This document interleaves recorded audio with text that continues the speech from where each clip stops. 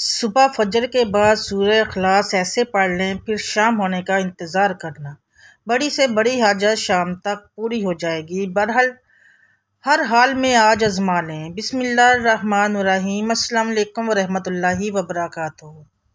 मोहतरम नाज़रीन, आज आपकी खिदमत में एक ऐसा मौजज़ाती वजीफ़ा आप लोगों की खिदमत में पेश करने जा रहे हैं कि जैसे आप फजर की नमाज के बाद करेंगे। और यकीन करें ये वजीफ़ा इतना आसान वजीफ़ा है कि इसे कोई भी शख्स कर सकता है, क्योंकि ये सूरह इखलास का वजीफ़ा है जो कि हर मुसलमान बहन भाई को ज़ुबानी याद होती है।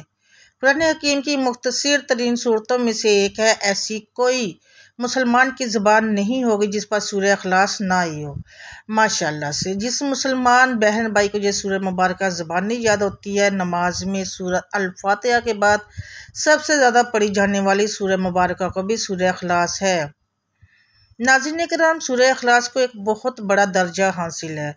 आज आपको एक ऐसा वजीफ़ा बताएंगे कि फ़जर की नमाज के बाद अगर आप सूरह इखलास हमारे बताए गए इस तरीके से पढ़ लेते हैं तो यकीन करें आप बस शाम होने का इंतज़ार करें। जो भी आपकी बड़ी से बड़ी मुराद होगी, अल्लाह रब्बुल इज़्ज़त आपकी उस मुराद को पूरा फरमा देंगे। अगर पूरी नहीं हुई तो कम अज़ कम उसके लिए असबाब आना शुरू लाजमी हो जाएंगे। ये वजीफ़ा आप लाजमी कीजिएगा, आप भी करें और अपने दोस्तों और अजीज़ों के साथ भी लाजमी शेयर करें, सदका जारिया समझ के, ताकि ज़्यादा से ज़्यादा लोगों तक ये वजीफ़ा पहुंच सके और ज़्यादा से ज़्यादा लोग इस वजीफ़े से इस्तिफ़ादा हासिल कर सकें। नाज़रीन किराम, इससे पहले कि वीडियो का बाकायदा से आगाज़ करें और आपको आज के इस वजीफ़े की तरफ ले जाएं, सूरह इखलास के मतलब हदीस पाक में क्या आता है। हज़ूर नबी करीम सल्लल्लाहु अलैहि वसल्लम ने फरमाया कि आप में से कोई इतनी ताकत रखता है कि एक रात में कुरान पाक का 1/3 हिस्सा पढ़े।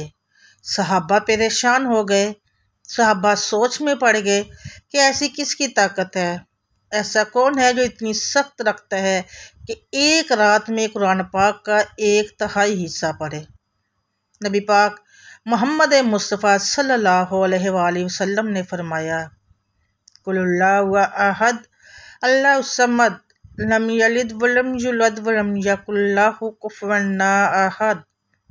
कुरान पाक के 1/3 हिस्से के बराबर है। अगर किसी शख्स ने एक बार सूरह इखलास पढ़ी, गोया कि उसने कुरान पाक का 1/3 हिस्सा पढ़ा। अगर किसी शख्स ने 3 बार सूरह इखलास पढ़ी, गोया कि उसने पूरा कुरान पाक मुकम्मल करने जितना सवाब हासिल कर लिया। तो ये एक ऐसी हदीस है जहाँ से हमें सूरह इखलास की अहमियत का अंदाज़ा होता है। नाज़रीन, ऐसी और भी बहुत सी अहादीस में है। जैसे जैसे आप सुनेंगे तो आपको सूरह इखलास की असल अहमियत का अंदाज़ा होगा और आप इसके वज़ाइफ ज़रूर करेंगे। सूरह इखलास रिज़्क़ में इजाफ़े के लिए भी पढ़ी जाती है। रिज़्क़ के इजाफ़े के लिए भी पढ़ सकते हैं। और ऐसे लोग जो कि बेरोज़गार हैं या जिनके घर में बेबरकती है, वो लोग जो चाहते हैं कि उनके रिज़्क़ में बरकत आ जाए, या फिर किसी के ऊपर बेहिसाब कर्ज़ा है, तो वो रोज़ाना की बुनियाद पर सूरह इखलास को अपनी ज़िंदगी का हिस्सा बना लें कि हर नमाज के बाद कुछ न कुछ वक्त निकाल कर सूरह इखलास को कसरत से पढ़ना शुरू कर दें।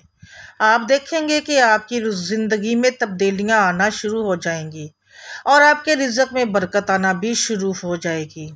अगर किसी के ऊपर कर्ज है तो कर्ज से निजात मिल जाएगी, और अगर कोई शख्स जो चाहता है कि उसके रिज़्क़ में इजाफ़ा हो जाए तो रिज़्क़ में इजाफ़े होने लगेगा और उसकी माली मुश्किलातें भी हल होने लगेंगी। अब एक ऐसा वजीफ़ा आप लोगों की खिदमत में पेश करूँगी जिसे आप फजर की नमाज के बाद करोगे। अगर कोई शख्स फजर की नमाज के बाद सूरह इखलास को इस तरीके से पढ़ लेता है और उसके बाद अपनी हाजत के लिए अल्लाह रब्बुल इज़्ज़त से दुआ करता है, तो यकीन करें शाम होने तक उसकी बड़ी से बड़ी हाजत पूरी हो जाती है। अगर नहीं भी होती तो कम से कम उसके लिए असबाब पैदा होना शुरू हो जाते हैं। अल्लाह ताला कोई ना कोई वसीला बना देता है। कुछ ऐसी चीज़ें होती हैं जिनको पूरा होने में वक्त लगता है। जैसे कि कोई शख्स चाहता है कि मेरी शादी पसंद की हो जाए, तो अब जाहिर सी बात है ऐसी चीज़ पूरी होने में थोड़ा सा वक्त लगता है। ऐसे तो नहीं कि अभी आपने दुआ की तो शाम को आपकी शादी हो गई। तो ऐसी चीज़ मुकम्मल होने में आपको वक्त लगता है और लगेगा। तो उसके लिए शाम तक आपको असबाब आना शुरू हो जाएंगे। या फिर आपकी कोई ऐसी हाजत है जिसे आप चाहते हैं कि आपको इम्तिहानों में कामयाबी मिल जाए। आपको पता है कि आपके इम्तिहानों का रिज़ल्ट कुछ दिन बाद आने वाला है। अब आप ये वजीफ़ा सुबह को कर रही हैं, जबकि मैंने आपको बताया कि शाम तक आपको इसका फ़ायदा हो जाएगा। लेकिन शाम तक आपको कैसे मालूम होगा कि आपको इम्तिहानों में कामयाबी मिली है कि नहीं? तो इसके लिए आपको असबाब आना शुरू हो जाएंगे।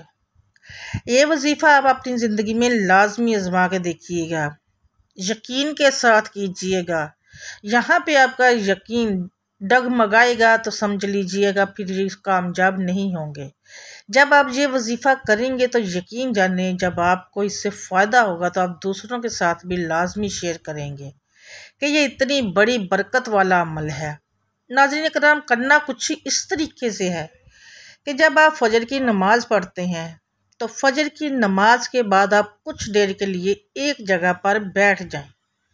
अपनी उंगलियों के पोटों पर, यानी अपनी उंगली की लकीरें बनी हुई हैं ना, तो इन उंगलियों की पोटों पर आपने एक एक करके सूरह इखलास पढ़नी है और टोटल 15 बार।